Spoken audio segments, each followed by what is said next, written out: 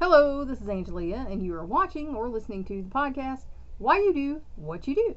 The podcast that talks about human development and psychology to maybe help you figure out a little bit more about why you do what you do. And last time we were talking about teenage pregnancy and childbearing, and we're going to take up on that again. Teenage birth rates in the United States are the lowest in 6 decades, reflecting decreased sexual activity and increased use of contraceptives. So, we've made some progress on this. Our babies aren't having babies as much as they used to, because parents are teaching them about contraceptives. Have sex responsibly. Let's face it, like I said, most teenagers are gonna have sex. It's your job to teach them how to have it responsibly so they don't end up with STDs or, unplanned pregnancies. The birth rate for 15 to 19-year-old girls has dropped 26% since 1991, from 62.1 births per 1,000 girls to 45.9. So, it was at 62, which is over half of the teenage girls who had sex got pregnant. So now we're dropped below half to 45. So that's some progress right there. But as you see, it's still pretty close to 50%. So still we could use some work on that. Like I said, our kids don't need to be having kids. They're kids. Although declines have occurred among all population groups, the birth rate has fallen most sharply among black teenagers because they're teaching, contraceptives. Still, black and Hispanic girls are more likely to have babies than white girls. Birth rates for Hispanic teenagers are highest of all. So, in the culture, you're becoming a woman. When you start having menses, you develop, you look, like a woman. And so males who are also developed are going to be interested, and like I said, when that drive is going, and with us, when we're teenage girls, we're in love, and we want to show our love, and the boys know that, and they want to score. So, think about that, girls, before you do it. Teenage pregnancies often have poor outcomes, and that's because, like I said, you got a child trying to have a child. That's not going to have a good outcome. The babies are likely to be premature or dangerously small, and are at heightened risk of neonatal death, because the babies are not healthy. And they can be small, and like I said, teenage girl's not going to be the best mom out there. Health problems and developmental disabilities that may continue into adolescence. So, these teenage girls having kids, the child can have serious health problems. Even middle class, married girls who get adequate prenatal care risk having low birth weight babies. So, even if the parents have the girl get married and move in with the man or whatever, it's still not the healthiest situation for that baby.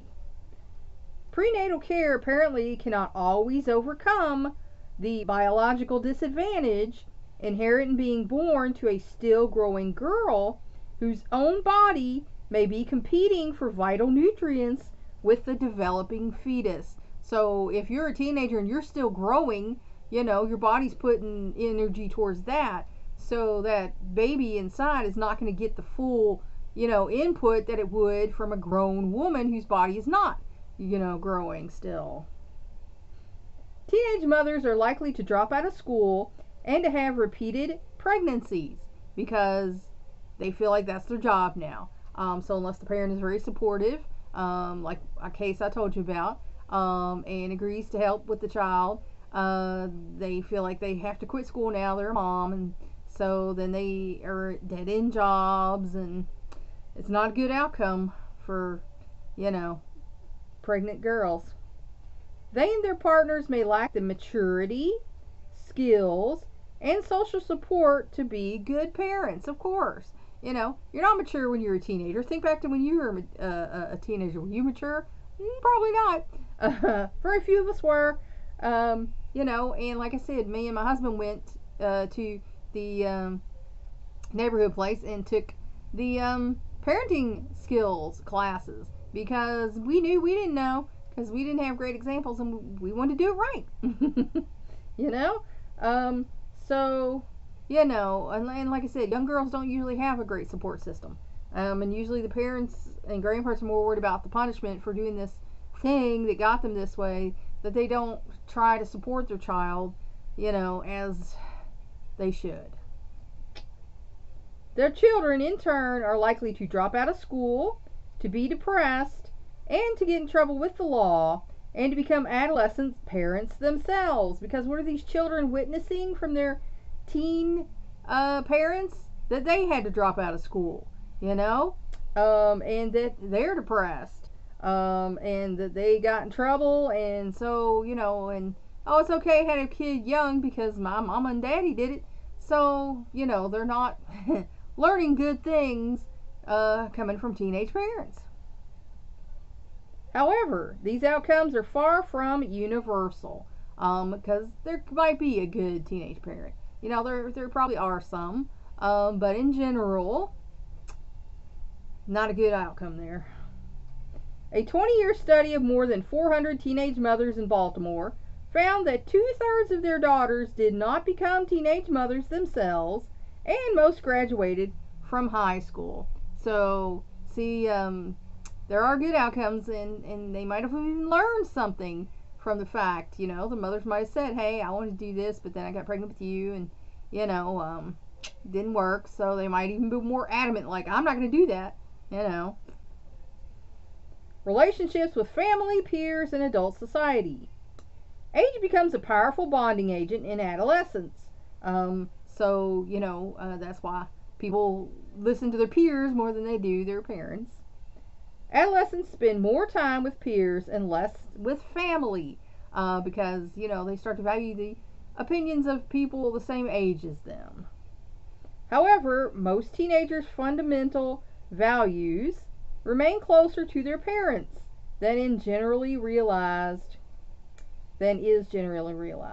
So, like I said, children learn what they live, and they're gonna take some of that in. They're gonna internalize some of what they've learned and keep that. Now, unless the parents' value system was so against what they personally felt, that's probably gonna be the case. But sometimes they reject the parents' whole outlook on life. Excuse me here, I got a little foot itch. And so, they might just chuck their whole bag and do their own thing. Even as adolescents turn to peers for companionship and intimacy, they look to parents for a secure base from which they can try their wings. And that's what you're supposed to be to your child, is a secure base. Remember when we talked about that when they were toddlers, how they can wander around, but you're the secure base they want to come back to? Same thing as adolescents. They're going to leave your home, try their wings, and if things don't go well, if they crash, you should be the safe base they can come back to. There's so much drama around kids coming back home, and so many parents are like, oh, you're a failure or whatever. And that's terrible because stuff happens, and we all need somebody to be there for us, and it should be, that your parents are there for you. So, just remember that you were the safe base for that little toddler when they started toddling off. You should be that safe base for that teenager or young adult when they need one. Is adolescent rebellion a myth? The teenage years have been called a time of adolescent rebellion, involving emotional turmoil, conflict within the family, alienation from adult society, reckless behavior, and rejection of adult values. So I'm sure we've all heard that, go back to the 50s, rebel without a cause, So, emotions are high in the teenage years because, like I said, you're being filled with hormones, your body's changing, um, and you're not emotionally prepared for all this new feelings and things that are happening to you. And there can be conflict within the family if the child is starting to, test the water, so to speak, and decide they want a little more autonomy and a little more freedom. Then there can be some problems that have to be worked out. Alienation from adult society because up until that point, the adult society dictated, what they did, and now they're coming into their own, and their teenagers that they deal with every day at school and everything has their own society going on, their own music, their own culture, and that's what they're going to look to more than the adult society that's going on in the world around them. And reckless behavior, showing off is very common among teenagers, and they will do reckless stuff. I used to go with a boyfriend who drove way too fast, took the turns too sharp. We could have been killed. So, that reckless behavior while they're showing off can be a bad thing. And rejection of adults' values. And that is because they value what's going on in their world, in their life right now. That particular thing you all might be talking about might not affect them right now, so they don't think it's important. But maybe later on, they might see that it was. So, yet research in schools the world over suggests that only about 1 in 5 adolescents fit this pattern. So most of our kids are not going to, have this kind of problem. Only one of mine really had a problem like this. And I think he was, the most emotional child that I had. He, has Asperger's, and so it's harder for him to navigate adolescence than it was for the other two. Just kind of took it in stride. Psychologist G. Stanley Hall believed that young people's efforts to adjust to their changing bodies and to the imminent demands of adulthood usher in a period of emotional storm and stress. So, like I said, your body's changing, you're being filled full of hormones, it's changing your mind, it's changing your emotions. It's almost like being pregnant. For those of us who know what it feels like, that's kind of what, being in your adolescence is. You're being filled full of hormones and you're stressed, and, of course, it's going to cause some problems in your life. And the people around you are going to have to deal with that. Which produce conflict between the generations. So, like I said, if the parents are, kind of stressed about work or money or whatever, and then they have the kid who's having their little stress because of their adolescence, that's even more added onto their plate, so that's causing problems in the family, and, it's not a great situation for anybody involved. But it's just a fact of life. So it's best just to hold your breath and wade through. However, Margaret Mead, who studied adolescence in Samoa and other South Pacific islands, we talked about her a while back if you remember, concluded that when a culture provides a gradual, serene transition from childhood to adulthood, storm and stress is not typical. Because, like I said, if you're talking to your kids about everything, and you tell them, yeah, this might happen, yeah, and you discuss everything with them, it makes it easier because then they feel like they can come to you and talk to you. That's what the most, when I was working at a psychology group and a counseling center, and, out on my own through the ministry and charity, that's the most common problem I heard from teenagers. But I can't talk to my parents. I can't talk to them, so build that communication from the beginning, and that makes it a whole lot easier, because you shouldn't be their disciplinarian, their authoritarian.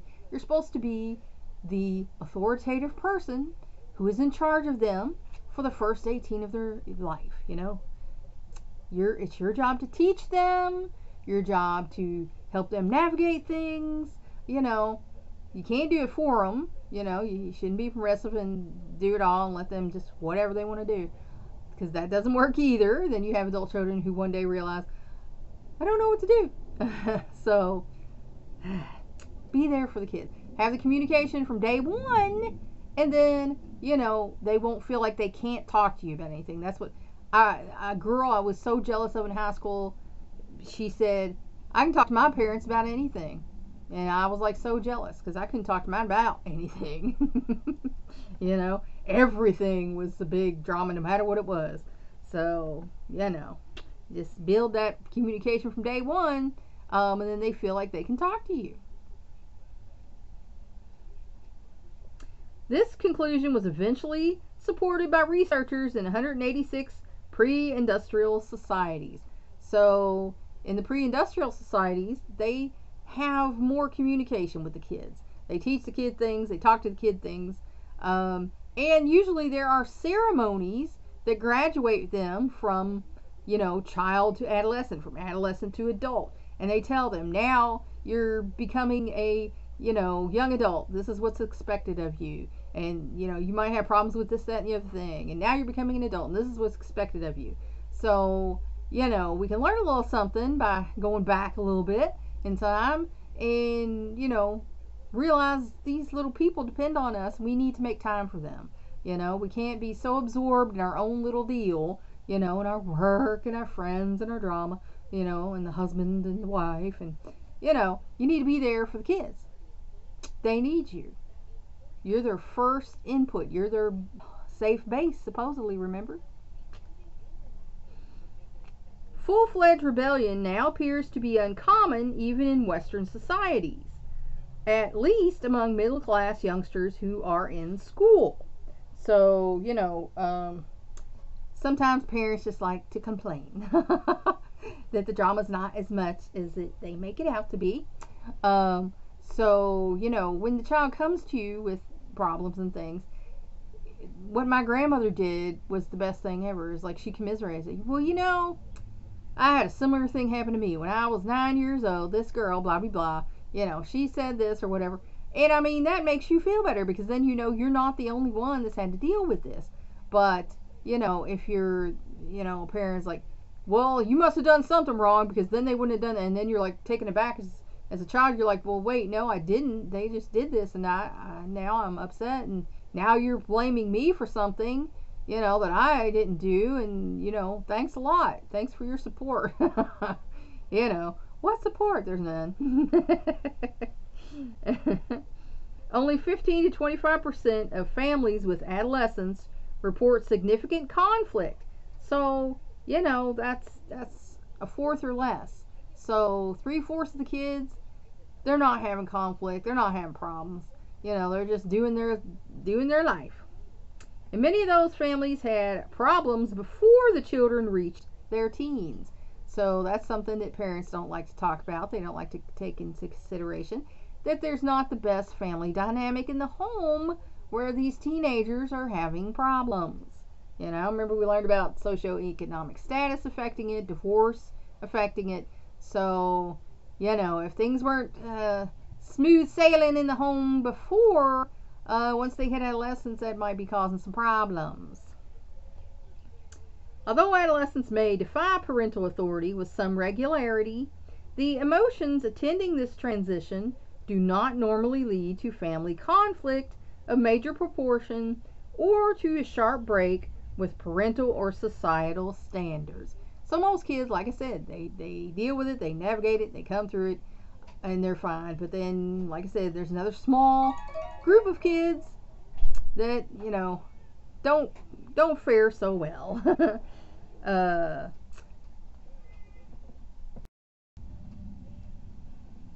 Sorry about that. Got a call. Okay. All right. Although adolescents may defy parental authority with some regularity, the emotions attending this transition do not normally lead to family conflict. A major proportions are to a sharp break with parental and societal standards. So we said that, and that's true. Most kids navigate this, but there are some kids who need a little extra help. And, like I said, it's our job, it's our parental job to give them a little help if they need it.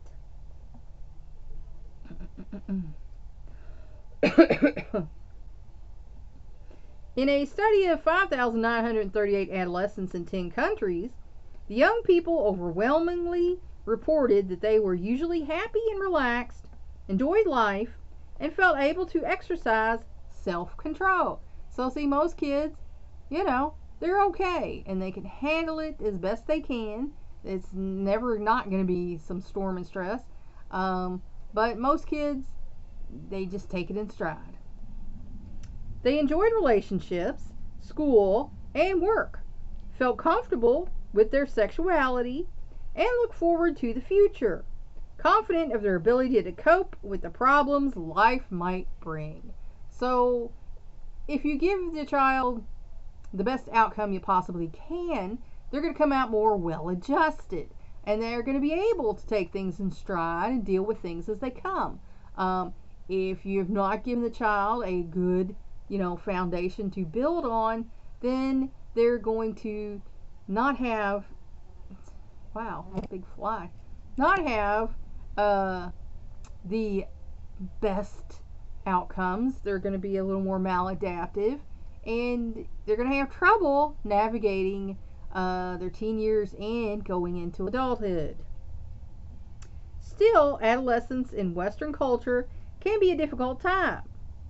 Family conflict, depression, and risky behavior are more common than during other parts of the lifespan. So your teenage years, that's where the acting up is going to happen. So, when you're a kid, not so much. When you're an adult, not so much. In those teenage years, that's when you're getting filled for hormones and the peer pressure is on and you want to conform. So those are the years you got to watch out for these little people. So be there for them, because if you remember back to when you were a teenager, it wasn't easy. It was kind of hard, so they need your help. Many adolescents feel self-conscious, embarrassed, awkward, lonely, nervous, or ignored. And most take occasional risks. So we all have these feelings. No teenager got through unscathed. We all have these feelings. So, don't feel bad. You're not alone. You're in this boat with everyone else. Just do the best you can. Navigate it. Don't dwell on it. And, like I said, the teenagers, they'll do some risky things. They'll take some risks that adults know is not worth the, outcome if it goes south, so to speak. Negative emotionality and mood swings are most intense during early adolescence. And that's, when you're younger. And that's because your body's getting filled with hormones to make you into an adult. So, it's fly though. That's when you're the most moody. Like I said, it's almost like you're pregnant. But you're moody and stuff's a big deal. Stuff's a big deal. Perhaps due to the stressful events connected with puberty. So again, like I said, turning your body from a child to an adult takes a lot of hormone to bring you to that point, and it's going to mess you up. It's going to mess you up physically, emotionally, and mentally. Sorry. By late adolescence, emotionality tends to become more stable. So by the time you hit your late adolescence, 17, 18, 19, you become more stable, the hormones level off, and you're a little more ready to, navigate life. Recognizing that adolescence may be a difficult time can help parents and teachers put troubling behavior into perspective. So like I said, as a parent, it's not all about them getting back at you. It's about they're now becoming a young adult. Their bodies are being pumped full of hormones. It's affecting them in every way, it possibly can. And sometimes it's harder for others than it is for some. And they might need that extra little bit of input, an extra ear or shoulder to cry on, be there for them, because that's your job. Adults who assume that adolescent turmoil is normal and necessary may fail to heed the signals of the occasional young person who needs special help. So, again, don't excuse everything. Oh, he's just doing, that. It might not be just that. They might have something going on that they might need to talk to you about, but they're scared to, or, are too worried to. So pay attention to what's going on. And if you notice things, ask questions. That's how we learn things. We ask questions. Changing time use and changing relationships. One way to assess change in adolescents' relationships with the important people in their lives is to see how they spend their discretionary time. Their downtime. How do they spend their downtime? What are they doing? Young people who grow up in tribal or peasant societies, who must focus on production of the bare necessities of life, have much less time for socializing than adolescents in technologically advanced societies. So, people whose subsistence requires them to be doing that every day doesn't have as much downtime as the kid whose parents are, upper middle class, and, the money's just rolling in and they get to sit on their booty and play games or talk on the phone or do whatever they're going to do. By comparison, even with some post-industrial societies, as in Asia, where schoolwork and family obligations are strongly stressed, European and U.S. adolescents have a great deal of discretionary time. And that's because a lot of parents don't expect their kids to help or do anything. So they have an inordinate amount, my brain and my tongue, they just don't work together sometimes, from 4 to, 8 hours a day where they have downtime and they don't have to do anything. Much of this time is spent talking and hanging out with peers, and increasingly with peers of the other sex. So you need to monitor the downtime. Like I said, my kids come home, we had snack time, then we'd have homework, we'd have, time to play outside and decompress, then we'd have, supper, and they could go out, hang with friends or whatever, and we had chore time, and then they had curfew. The older ones have to be in at this time, the young ones at this time or whatever. And then of course in the summertime, is with pretty much everyone in the world, when the street light come on, you better be in. But again, they weren't out all the time. So, when kids are out all the time, like in the olden days, I hear the stories of my grandma and her mom, and know some people in this neighborhood where the sun comes up, the kids go outside, they don't talk to them again until dinner time, or sometimes that evening when it gets dark and the street light comes on. So what is your kid doing all that time? Do you know? No, you don't know.